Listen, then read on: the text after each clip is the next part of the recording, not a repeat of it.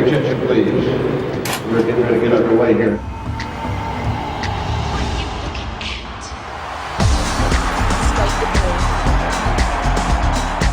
It was extremely exciting. We're part of the Super Bowl, a game that people anticipate all year. We're part of the halftime show with Madonna. Ladies, let's get to it. Madonna is a symbol of beauty. Madonna is a symbol of joy. She's a symbol of energy and talent, and this show represents that, and this show projects that in the images that we've been producing. With many meetings, we figured that the best opportunity would be to do projections onto the field.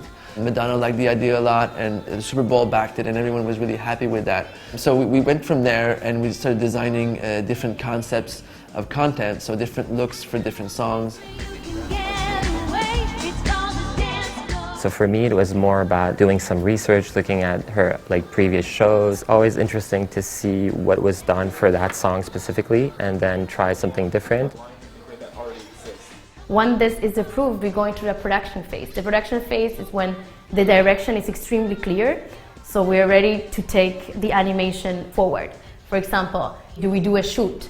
What elements do we do to create this animation?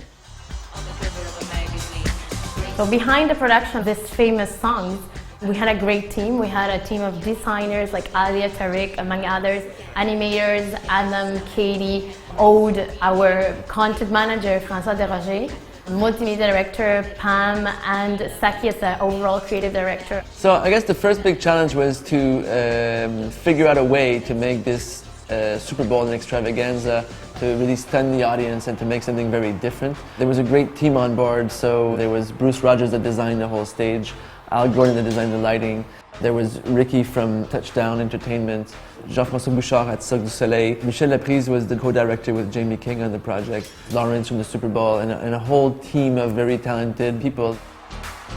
It was really inspiring to work so closely with Madonna. She's such a passionate artist, and she gets involved in all the little details of her show. I think she's the most multidisciplinary artist I've ever worked with.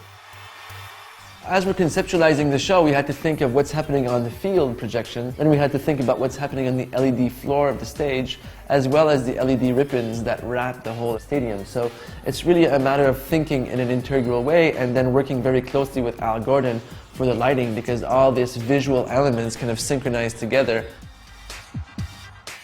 So one of the essential tools in the Moment Factory's process during the production and integration, actually during the conception too, it's the maquette. The maquette is a scaled model of this real stage, and then we had this projection surface that it was the fabric used for the projection, was deployed before the show so we could project. We had 32 HD projectors that were stacked in groups of 4 so we could get the necessary brightness for the camera. So we have our LED stage, is a stage that is 125 feet. This is brought up by carts that were set up by volunteers at the halftime that we had 7 minutes to set up, so the team did a great work. Set designer Bruce Rogers built that specifically for that. Then we had 12 minutes of the show, 5 songs in those 12 minutes, 7 minutes to dismantle.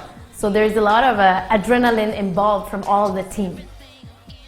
So we've been projecting everything that we've done on this maquette to visualize what it's going to look like, and filming it as much as we can to see how the cameras are going to capture it and to see if the effect is actually working.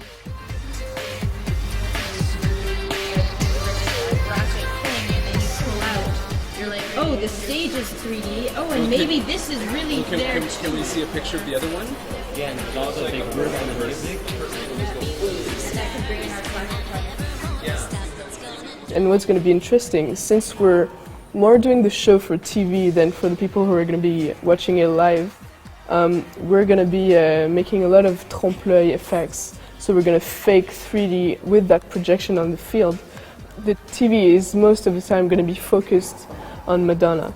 So we have to think about this variety of camera angles. We're not going to always have this beautiful wide shot for our trompe-l'œil effects and our big eye candy moments. So we have a workflow in which we create 3D elements and we film them from a certain perspective in our 3D software, and then bring them in our 2D software and deform them so that when we film them from the same perspective, we see what we would see in 3D. I'm sexy and I know it. We also wanted to bring it to a new place, a fresh place, a place that would be also appropriate for the Super Bowl. So I think that really presented an interesting challenge to us, the fact that the audience is so wide and the language, the design language has to be broad enough to really appeal to such a big audience. A lot of it had to be sound driven because Madonna is very meticulous in how she likes, things to hit the beat, when it should hit the beat. So the obvious choice was to have the sound drive the color and the lighting. It saved us a lot of time, but it also made it look 10 times better because it was very precise. You want to be able to see the scene, have a lot of movement, and rapidly kind of get out of it into the next scene. So it's very punchy. There's a lot of changes, a lot of variety. But the trouble with this part is that you don't want to have so much variety that you can't follow anymore. You want to be able to make sense and to be able to have like a sense of continuity, not just kind of like rush from one look to the next.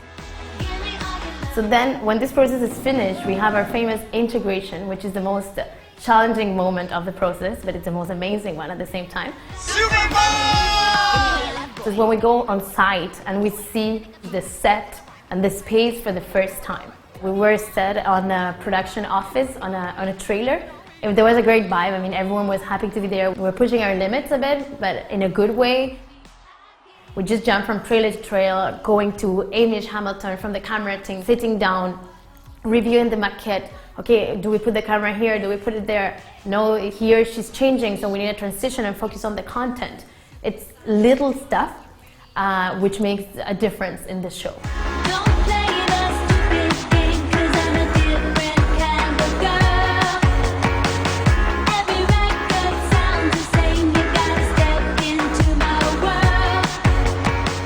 A few days before the show, we had to let go. It was all in the hands of Jason Rudolph, which was the video programmer, and it really came together in an amazing way.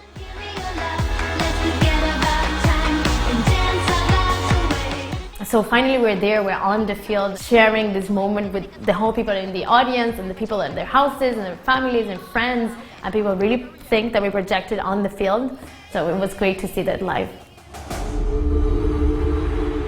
People's reaction was amazing. I mean, I'm getting goosebumps right now actually just thinking about it, how people were inspired, people were so impressed. It's also one of the first shows that I've done where everybody I know saw it. It's one of the most watched shows in American history. 111 million people were watching that show. Many people are tweeting and Facebooking and everything at the same time. There was a social media boom actually during the Super Bowl time. I'm definitely a fan of Madonna. I think any creative person in a way should be a fan of Madonna just because of the boundaries that she's pushed as a female artist. As an artist in general, she's really laid the way in so many directions for us, and it was an honor to be able to work on this project for her.